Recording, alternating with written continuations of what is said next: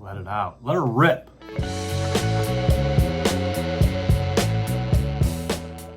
Hello everyone and welcome to our channel.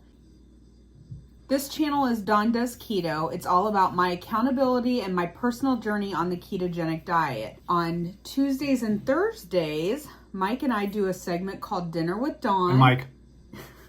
Get ready, folks. I'm wired. I don't know why. He's in pain. Oh, yeah, I'm hurting. Let me finish the intro for once. Oh, okay. Sorry. Take 2. On Tuesdays and Thursdays, we do a segment called Dinner with Dawn. And Mike. We are currently reading a book by Gary Taubes called The Case Against Sugar. We read part of the book and then we discuss it while we have supper. Yeah, we just read any part. We just randomly choose a part in the book. Doesn't matter what the chapter is. We're having a, what was it? Hunk of meat. Strip steak? Is that what it Yeah, was? strip steak, yeah. Mine has butter and goat cheese on it, and then we also have some of the cauliflower bake left over from Easter. All your juice is going to run right off of there. We caught it just in time. Yeah. I have steak sauce on my steak because it's delicioso. The true test will be cutting into the steak. These are very thick steaks. Don't normally buy steaks this thick because I don't like to stand out the grill and cook them for an hour. And I don't know if I cooked them to our liking, so we'll find out right now. Nope, still alive. Then Mike went to cook them on the grill, and there's something wrong with the, what did you say it was? The gas regulator. It's not regulating the gas, so it's not letting any gas through, very little. So on high, it's like on low. So it doesn't get up to temperature, so I had to switch over to the Blackstone. I don't really like to cook steak on a griddle, but that's what we had to do. So have you eaten anything else today? So I did not have a traditional lunch again. I had beef stick, a couple cheese sticks, some pork rinds. That was the extent of my lunch today, and water, because we didn't really have anything to bring. We didn't have any leftovers or anything, so I'm kind of hungry right now.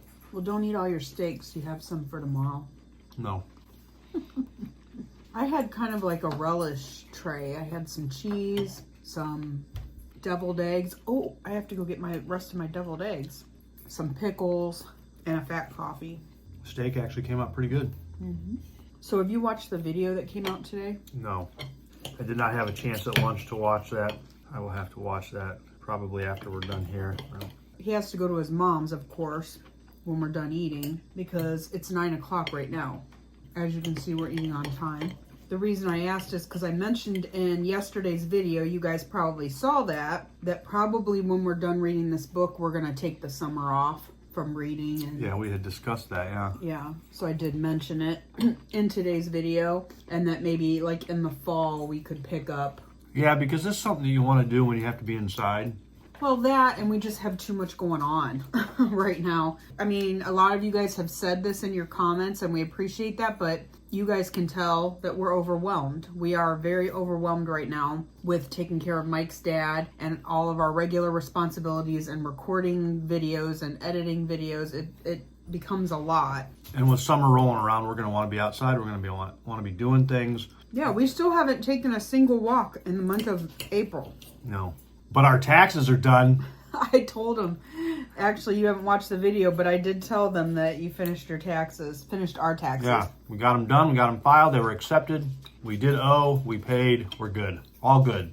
That is a relief because I don't normally get stressed out about it. I just don't like doing our taxes. We always had somebody else do them. I'm not a fan of doing them. They're not difficult, but our tax guy moved to Florida. We don't have anybody else lined up, so we're doing them ourselves. This is the second year. Seems to be working out okay. We haven't gotten any knocks on the door, so we'll just keep our fingers crossed. So I did have 4 deviled eggs left from Easter. Well, actually I had 8, and I ate 4 earlier, and I'm eating 4 of them now. They're so good. Oh, you're not going to save any for me? Mike doesn't like deviled eggs. So as I said earlier, and I don't know if you caught it or not, Mike hurt his back. Oh, yeah, I thought you were talking to me. Mike hurt his back on Saturday, early Saturday, before we even left the house. So he's been struggling with that for the last 3 days. So there's a story behind that I know all of you are interested in hearing. So I'll give you the long, short version. When I was 31, I herniated a disc in my lower back, and it occasionally flares up. I occasionally do something to tweak it, and it pops out, and I have to suffer for usually about 3 or 4 days. I do have exercises that I'm supposed to do every day to help strengthen and keep it in place. but I only tend to do them when it pops out. Kind of like your diet. You only tend to do it when my weight gets out of control. right. Thanks for that analogy, honey. So anyhow, I tweaked it Saturday, and it felt really good yesterday. So I felt like after a couple days, I was on the road to recovery, and something happened overnight when I slept. I got up this morning, and it's awful. It's probably the worst it's been in 10 years at least. It's really hurting me. Keep in mind, your diet hasn't been that good, and I'm sure the inflammation is not helping that. Thank you again for that wonderful point. You see, folks, I don't get any sympathy. I don't get any, honey, I understand and I love you and I'm going to take care of you. No, your diet's terrible. You're eating terrible. You're old. I mean, she just hits me and kicks me when I'm down. That's all the stuff you don't see off camera. I'm just pointing out the obvious. All the stuff you don't normally get to see, she's doing it now. She can't resist. But she's probably not wrong. I'm not wrong. Very rarely. Especially when you decided to marry me. You're clearly not wrong there. So tomorrow we're going to pick up our camper and take it to Mike's mom's house. Hopefully finish getting everything set up for our trip because we're off on Friday. And our plan is to have everything ready to go and get there as soon as possible. I'm getting super excited about having a few days to just relax. Well, we'll see if we actually relax. Let's hope. So this chapter in our book was about the Native American tribes, and it talks a lot about how they didn't have any diabetes. It was a very low percentage, numbers-wise, in the tribe, and then how that number skyrocketed. So they were trying to figure out what caused the epidemic and why it happened so quickly, because in the American population we've seen a rise, but it didn't happen as fast as it happened with the Native Americans. It says here that one moment the Native American population seemed to be relatively healthy, as it was documented in 1940 by Elliot Jocelyn. He was a researcher. The next moment, or so it seemed, these Native Americans were overwhelmed by disease. And it says here that understanding what happened to this Native American population is critical to understanding what's now happening to the populations worldwide. How do we explain increases in prevalence of disease of 900%, for instance, in the United States between the 1960s and today? 900%. Let that number sink in. Now, part of it they talk about has to do with the war, the Second World War. And that was because up until that point, the Native Americans were still isolated from the Western world type Right. of style of living, really. They lived their own lives, within the United States. from the white man. They were still separated. And during the war years, 25,000 Native Americans served in the military, and 40,000 of them worked in war-related industries. So those years, they say, accelerated and caused a Tribalization. process. Yeah. That basically, they're going from being isolated Indian tribes to being Americanized, so to speak, Westernized. And then they're taking what they're learning and eating back to the tribes. the tribes. Yep. And I'll tell you something, they latched onto that quick. Yeah. It spread like wildfire. They loved the Westernized diet, the Westernized way of life. They accepted that lifestyle and they brought it into their own without hesitation. Well, and the problem with it was the normal American population, we were introduced to sugar over a slower period of time where we didn't really have it available to us, and then the availability became more and more over a slow period of time. They went from not having it at all to having an overabundance of it, and it's almost like their bodies didn't get a chance to adjust to the amount of sugar that they were eating. When I say the United States, there were no sugary products. We developed those over time. Right. Like it you're was saying. very slow that it was available. All of a sudden, they get thrown into the military, to serve, and then they're working in, American factories and stuff that are associated with the war. They're thrown into this whole new world civilization that has all these sugary drinks and ice creams and candies, and it's like, yeah, so they get a taste of.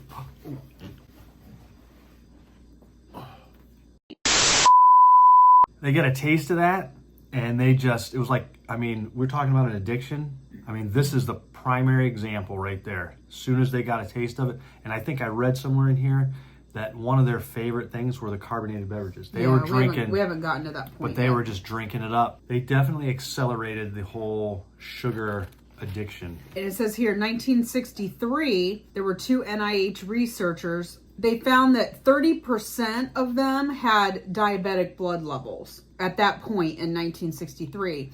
And among the older, which they say is over 30, I don't know why that's considered older, but over 30, 1 in every 2 appeared to be an undiagnosed and untreated diabetic. 1 in 2, 50%. And then by 1973, so you're talking just, 8 years later, 2/3 of the men and over 90% of the women were at least overweight, if not obese. 90%. And they talk about this specific tribe, for the most part, throughout their entire history, were thin. Lean. Yeah, they use the term lean, but they were talking like around 150, 155 pounds. For a male. Yeah, and now they're all big. They're all obese or overweight. I mean, 90%, that's pretty much everyone. It says that during that time, which we're talking about like 1971, the outpatient visits for diabetes in the Indian Health Service hospitals in Arizona nearly tripled over the course of like a decade. Right. Mm-hmm. So they really wanted to find out why diabetes and obesity could explode in this population that fast. They were purchasing more westernized food, like you talked about, particularly sugar and sweets, and a large quantity of refined flour, canned fruit, which was high in sugar. The level of consumption of sugary pop by the Navajo adolescents was remarkable. Yeah, so the kids got hooked on pop. Coca-Cola did their job. They got them all hooked. So this is kind of what I was saying before, is they didn't have time to adapt from generation to generation. As the consumption of sugar slowly rose, it was just an all of a sudden thing. Right. Another issue that they talk about, and another reason that they feel like the explosion happened so quickly over just a couple generations of the Native Americans, was that more of the women were becoming diabetic, and those women were insulin resistant and diabetic when they gave birth to their children. When women have diabetes during their pregnancy, they're more likely to have children who are insulin resistant themselves. Yeah, They're more prone to it. There's another fact about mothers who are diabetic or insulin resistant or some facsimile thereof when they're pregnant. They're more prone to give birth to larger babies. Right, which most of us have. If we have children, we were told that when we were pregnant, because if you get gestational diabetes, you're more likely that you're going to have an oversized baby. And that is a precursor. I mean, that's just like a warning sign. That's a clear indication that there's another health issue there, and it could potentially be tied into obesity, insulin resistance. Well, the or higher the diabetes. mother's blood sugar is, the greater the supply of glucose is to the fetus. Mm-hmm. So in 1983, the National Institute of Health researchers reported that more than half of the children who were born to diabetic mothers had become obese in their late teens. And in 1988, which was just 5 years later, 45% of the children of diabetic mothers had become diabetic themselves by their mid-20s. So what's happening is those children who were born to the women whose blood sugars were high then were more prone to having high blood sugars themselves. And as they grew up, they had high blood sugars, and then they had children themselves. So it just becomes a vicious cycle. What you got to keep in mind is not only do they already have the genetic predisposition, yeah, but they're also continuing to eat tons and tons of sugar. They're drinking all the pops, eating all the sugary foods, candies, the canned fruits, the stuff that they're talking about earlier. It's not like they're born and they're not eating any of that stuff. Yeah. So they're getting it from their mom in the womb, and then they're turning around after they're born and they're being fed that stuff. And then when they get old enough, they get it themselves. They're not doing anything to try and slow it down. Right. Maybe they don't know. Maybe they don't realize what's going on, but they're just going right along with it. They basically just say what this implies, of course, that passing it on from one to the next that if insulin-resistant, obese, and or diabetic mothers give birth to children who are more predisposed to being insulin-resistant, obese, and diabetic themselves, they in turn enter childbearing age, and then the problem gets worse with each successive generation, which, like Mike said, is a vicious cycle. Yeah, it just keeps going and going and going. And it just happened very, very quickly. That was the biggest thing that they kept, they were trying to figure out, why did this happen so fast? And the numbers were just astronomical. Right. I don't recall them giving like a total population of that Indian tribe. It's a small sample size on a global scale, but it's a large sample size of people. They were able to monitor that over a pretty decent period of time and get the results. And it goes back to what we talked Yeah, about. because they kept checking back on those same kids Right. that were born to the diabetic mothers. Yeah, they did it was like a 20-year, they basically did it for like 20 years. They followed them from the checked it. womb until they were early 20s. Yeah, they checked on them as teens. They checked on them in their 20s. And we talked about this before. To get the right information, we had to have an extended period of time of study. And this was that study.